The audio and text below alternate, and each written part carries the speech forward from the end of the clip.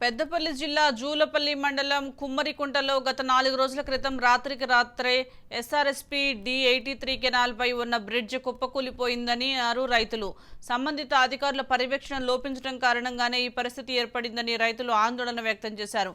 Bridge కుప్పకూలటంతో తాము వ్యవసాయ భూములకు వెళ్లలేకపోతున్నామన్నారు. కూలీలు సైతం రావడం లేదని, మరో చోట నుండి వెళ్లాలంటే 4 కిలోమీటర్ల పైనే ఉందని చెప్తున్నారు. అధికారులు త్వరగా చర్యలు చేపట్టాలని రైతులు డిమాండ్ చేస్తున్నారు. మాకు రైతులకు ఇటు పోవటానికి బ్రిడ్జు కూలింది, పెద్ద కినాల్ బ్రిడ్జు. బాగా ఇబ్బంది అవుతుంది. 4-5 రోజులే ఎవరు పట్టించుకునే దాతకులు లేరు, ఇటు ముఖాన్ని వచ్చిన వాళ్ళు లేరు. 4 రోజులు బట్టి చుట్టూ 4 కిలోమీటర్లు 5 కిలోమీటర్ల దూరం నుంచి తిరిగిపోకట అవుతుంది.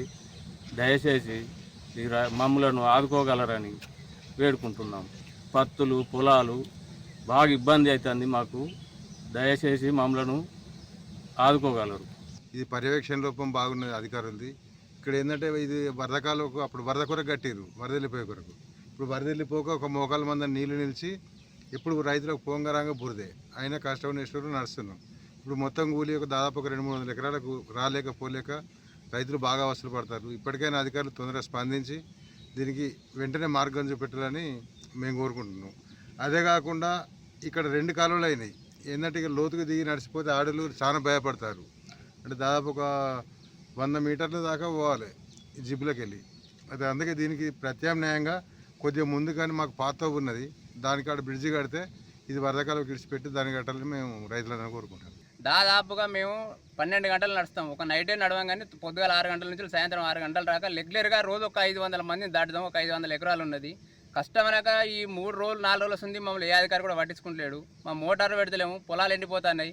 చేనులకు ఆడోళ్ళు రమ్మన్నా కానీ అత్తలేరు భయపడి. మేము తిరిగి రావాలంటే ఒక 3-4 కిలోమీటర్లు ఉన్నది. మాకు ఎంత తొందరగా చేస్తే ఈ బ్రిడ్జి ఎవరైనా సహకరించి మాకు అంత తొందరగా చేయాలని కోరుతున్నాం. అచ్చిరట కానీ ఏ రైతును విలువలే, ఏ పక్క పొన్న రైతును విలువలే. నేను కూడా వీళ్ళే వాళ్ళు టీఎంకు ఫోన్ చేసి ఈ పరిస్థితి అయిందని చెప్పినా కానీ మరి మళ్ళీ నాకు కూడా ఏ ఫోన్ చేయలే, ఏ రెస్పాన్స్ లేదు. వాళ్ళు వచ్చిర్రు పేరు వాళ్ళ పని వాళ్ళు చూసిరు కానీ ఏ రైతును విలువలే, ఏ విలేజ్ ప్రెసిడెంట్ విలువలే, సర్పంచ్ విలువలే, ఎంపీటీసీని కూడా విలువలే. బ్రిడ్జ్ కూలడం వల్ల మాకు ఇబ్బంది అవుతుంది. అటువైపు దాదాపు ఒక 300 ఎకరాల వరకు భూమి ఉన్నది.